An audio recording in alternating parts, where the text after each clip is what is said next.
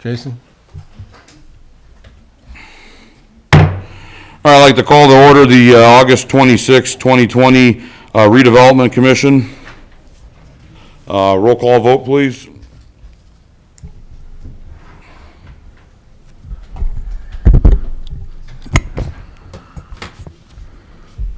Is Beth doing that, or am I doing that?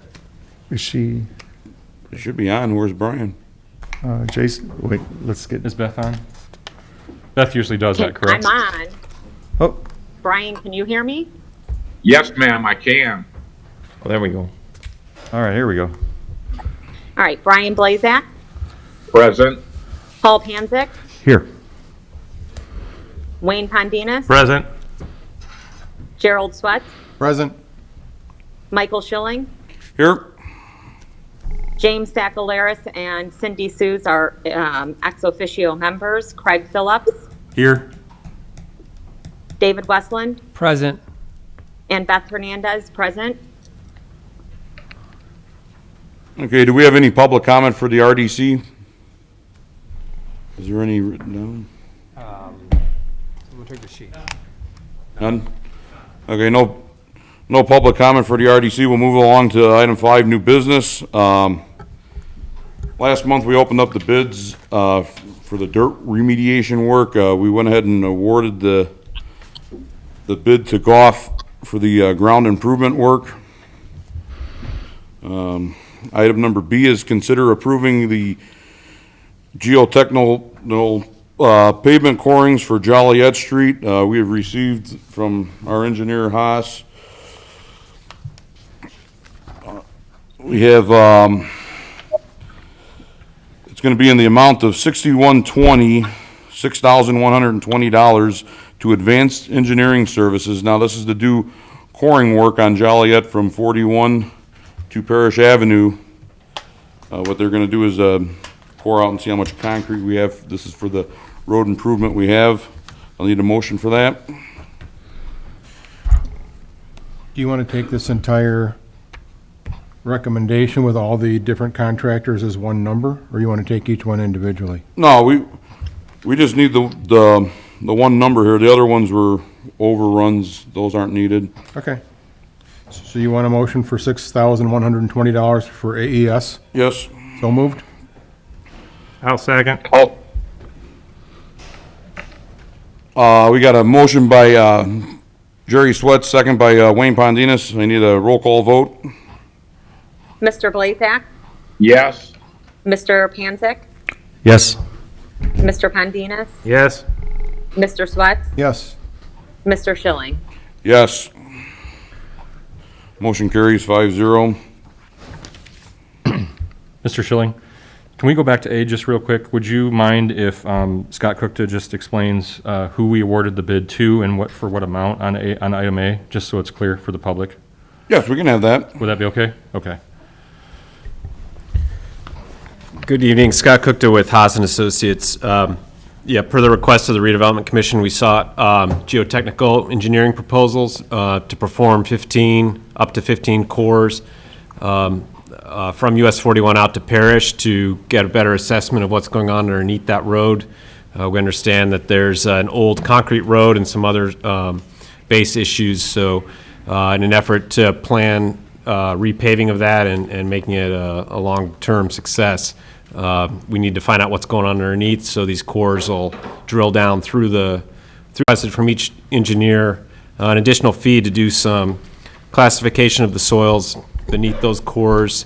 Based on the prices that we got back, we felt that was not necessary to do at this point, that some visual classification of those soils would be sufficient for what we need at this point. So there were some other numbers in there, but that's where that 6120 came in as the best number, and we've worked with AES well in the past.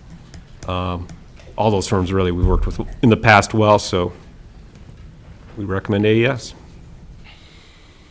Okay, so I was actually asking to back up to item A, if we could. Oh, I'm sorry. We skipped over that one pretty quickly. I just wanted to explain who we awarded that to and for what amount for the ground improvement project. Oh, I'm sorry. I apologize. So Goff Construction, Goff Inc. was awarded the contract We have a pre-construction meeting tomorrow morning at 8 a.m. That several of you know about. And so we'll be issuing the notice to proceed at that time with that work. And that is the surcharge ground improvement work for the extension of West 96 to compact and settle those poor soils in that area and get that road prepped, ready to be paved in the spring of 2021 and connect to Joliet at the new intersection of West 96 and Joliet. And can you say what the award amount was? I don't have that with me. If you do.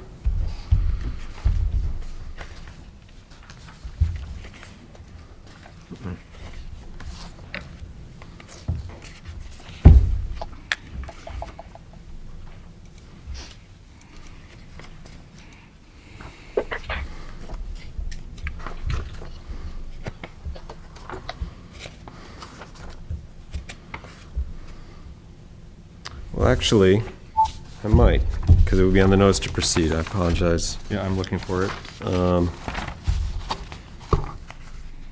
Yeah, so the awarded amount was $1,411,273, so 1.4 million and change.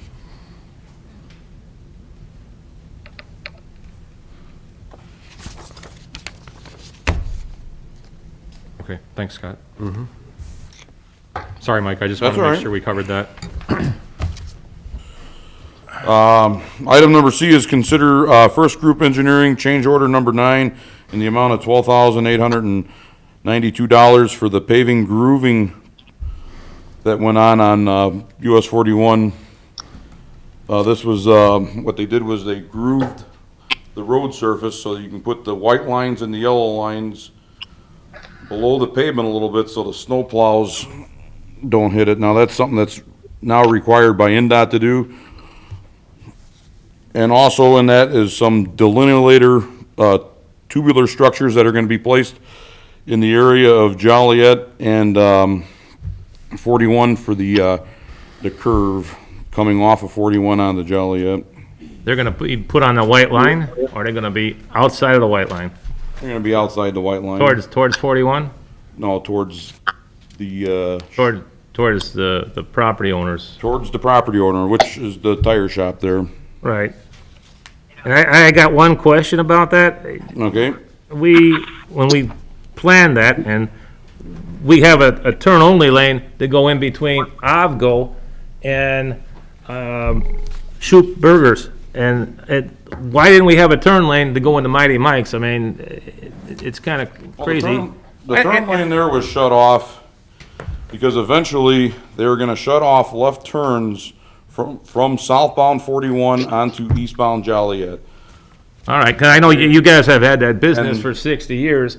I'm just wondering, was there any other possible consideration as to turning into your place versus turning into an empty Well, parking lot? unfortunately, if they did not go farther south, you would have people turning into that business and continuing to go on to Joliet. Then your no left turn would be pretty much, Okay, no, that, because somebody had asked me that. Yeah. I knew the tubular things after I think I talked to Scott on the phone, and he gave me good answers that they were gonna put those up because the way that, if a semi makes that turn and goes on Joliet, they could take out that sign. yeah, that's for the northbound traffic. Right. That's gonna be making right turns onto Joliet. Now Yeah.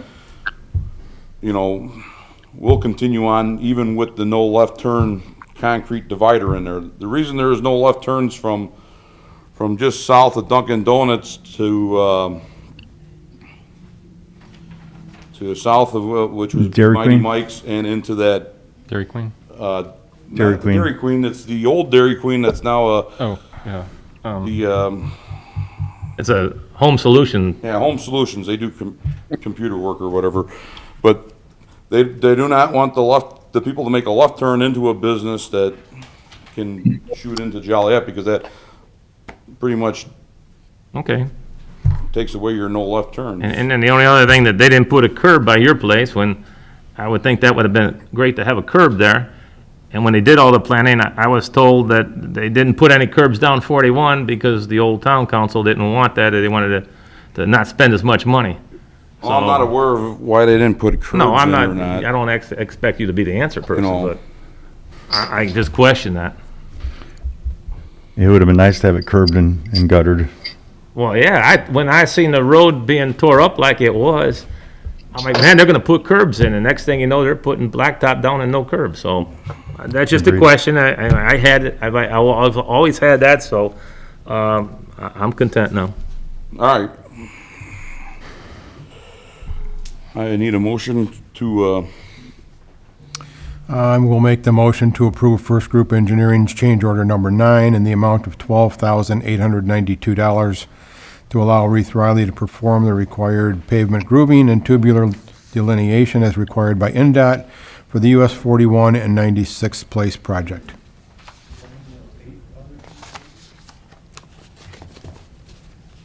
yes, this is number 9. Okay, do I have a second? I'll second that motion. Motion by Jerry Swift, second by Paul Panzik. Roll call vote, please. Mr. Blazak, Yes. Mr. Panzik, Yes. Mr. Pondinas, Yes. Mr. Swets, Yes. Mr. Schilling. Yes.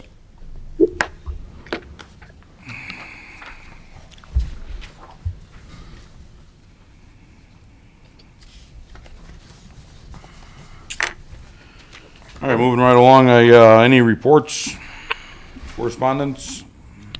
Mr. Schilling, I'd like to give a few updates for the public. Okay, And I'm also going to engage Scott a little bit here. Now that the contract's been awarded for the groundwork, there's only one contract and design remaining, and that's the actual road to be built once the ground is stabilized, right? So Haas has been working on that, and I believe that design is complete, or for the most part complete. It's supposed to be out for bids anytime now, and the expectation is that we'd be opening bids a month from now at our next meeting. Are we still on that timeline, Scott? The intention is to get the information back from the cores, because as we discussed about folding in Joliet repavement into that contract potentially. So the idea would be to get the core information and fold that in. But yes, the primary design for the West 96 extension is ostensibly done. I don't know if it's 95%, 90, something like that in our office. So that's pretty much ready to go. Lighting coordination was one of the last things we were doing, and that's almost wrapped up. So that's the importance of approving that coring work tonight. We'll get that back, and we put an accelerated timeline on that for the next 2 weeks. I think we were looking at advertising around, trying to get my dates right. Advertising about a month from this meeting is when advertising would start for that next one. So there's, I think, a 5-week gap to the October meeting due to the lengths of the months. So we could either award it at that RDC meeting in October, or if a special meeting wanted to be called, we could advance that by a couple of weeks and probably do early October if you guys were willing to meet earlier, just for the purpose of awarding that. Okay. But- So that's the final remaining contract and work to be awarded. The other remaining work to be done is Reeve Riley, under the direction of First Group, still has a few tidy-up items to do on 41, like the median that's going to be put across Joliet next year, as well as some curb and sidewalk work to be completed that they weren't able to complete yet because of other construction happening in the area. So one other item I want to make sure to catch up everybody on. Scott mentioned Joliet and folding the repaving of Joliet into this project. And so the intersection's going to cut significantly into the section of Joliet from the tracks to 41. And that needs repaved anyway. It was on our repaving list. So it would cost the town more to do the intersection, then come back and repave a little bit, and then come back and repave more. And everyone's aware of the condition of Joliet. Bob Davis is afraid to put a plow down there. So it's more cost-effective for the town if we can possibly, first of all, do that whole section of Joliet at the same time you do the intersection. It just makes sense. Tear it up once, do it all at once, save money, one mobilization, okay? And by incorporating that and saving money, it leaves more regular road repaving money for the other streets in town that are not in the TIF district that need repaved. So it's a shifting of using the money and a more efficient use of the money. And we had talked about that as a council this spring, that some of the streets in the TIF district could be repaved with TIF and also save money with the less mobilization. So Scott's also getting what's called a bid alternate for repaving Joliet from the tracks to Parish, which also was on the list and needed done, right? So he's getting that as part of this bid, and it'll be a separate item. We'll be able to see how much extra it costs and decide if we want to bundle that in or not, for cost savings, because it needs to be repaved. So if we repave it as part of this, we could save money. If we don't repave it as part of this, we're still gonna have to repave it, but use other funds to do it. So you guys all be in the driver's seat, and you'll see that. But that's, under Scott's recommendations, and again, talking to Bob Davis, is how can we work all this? Can you survive another winter? Either way, he's had to survive another winter with this. So, but this, if it's wrapped into this project, it'll be done earlier next year, versus if it was wrapped in with Community Crossing. Right now, that's been delayed because of COVID. Now, I heard they're not gonna be doing that till the end of this year, early next year. So I just wanna make you aware that there's gonna be that bid alternate, that other section of Joliet, and you all have visibility. It's transparent. You'll see how much that costs and decide, do we wanna do that with the TIF dollars and bundle it in to save? Or do we wanna save it for another time, and we'll still have to figure out how to pay for it? So, does anybody have any questions on that? No, I don't have any questions. It's not coming out of TIF money, or it is right? If we wanted to, so if we choose to do it, if we choose to add that bid alternate on, then we can do it with TIF money and bundle it all in and save money on mobilization. Same company would just do it all. If we choose not to, or if the TIF fund is short, then we could choose not to do. So it gives us the either or option, which is nice. We estimated that, we talked about last month how far over the project was. I gave a conservative estimate. We're hoping to beat that. We've been working really hard at reducing costs to try to beat that overage estimate and have actually extra money to be able to do that with. So we'll know more next month. By then, Scott will have a good estimate of what the road construction cost will be. Even without getting the bids, they're gonna be able to put a really tight estimate on that. So we're gonna know how much that road's gonna cost. We can put all the numbers together and make an informed decision at that time. What's the length of time to do the remediation for that road to ground, to get all that set up? Is there a timetable, Paul? You mean about if they had to do deep work? And then getting it ready for the road. Is there, I forgot to ask him. Do you mean the ground improvement part? ground, yeah. Yeah, so that won't be done until early next year. And even if it's done in January, real true construction can't start till the asphalt plants get open. Right. But the target date for completion of the road connection is May 31st at the latest. So that's the date we're looking to put into the EDA when it's revised. So that the connection would be totally done by May 31st, because you have to do the ground improvement. Now you have that done, now you gotta construct the road and curbs on it. So, again, trying to be conservative, hope we could overachieve on that, but May 31st is considered the drop dead date right now if everything goes as planned. So, again, they're gonna be putting that road out for bids. We'll accept bids later this year, and really, they won't be able to start anything until the dirt's all in and stabilized. And Paul, if I could just add to that last comment too, the benefit of awarding it this fall, very likely will be some deep patching required on portions of Joliet that we know about. And that'll allow the contractor, potentially, if it works for them and for cost savings, they might be able to work on that depending on the mildness of the winter. So some work might actually happen during the winter. As Paul mentioned, paving itself, the surface coats, that can't happen until the asphalt plants reopen in the spring, but there might be some activity through the winter getting ready for that on the Joliet portion, so. So we'll keep you informed. I just want to try to bring you up to date. Next month we'll know more and keep trying to work towards a better, cheaper project. Thanks, Paul, for that, You're welcome. and thanks for your work on that. The road will eventually get through there. We're gonna make it. Anybody else have anything for the? Mr. Schilling, I actually have something. Okay. Okay, so I saw something neat that the town of Cedar Lake did recently. They have been, well, the RDC, so I thought this was kind of a nice idea for your board. They have been issuing what they call an Explore Everyday Community Recognition Award. And basically, all they're doing is recognizing some of their local businesses. This past month, they recognized Vito Ice. And I thought it was a great idea for your board to consider for our local businesses here as well in St. John, just to give them a little exposure and recognition for our local businesses as well. And is that something they do at every meeting, or they pick a business?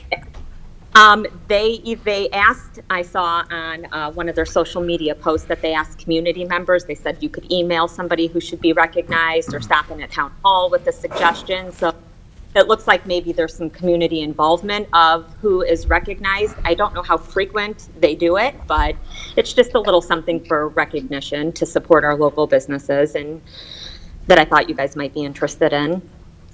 Okay, thank you for that. You're welcome.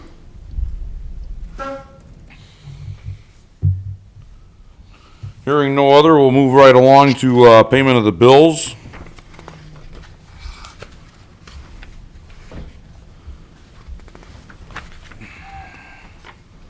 You guys should have the docket in front of you.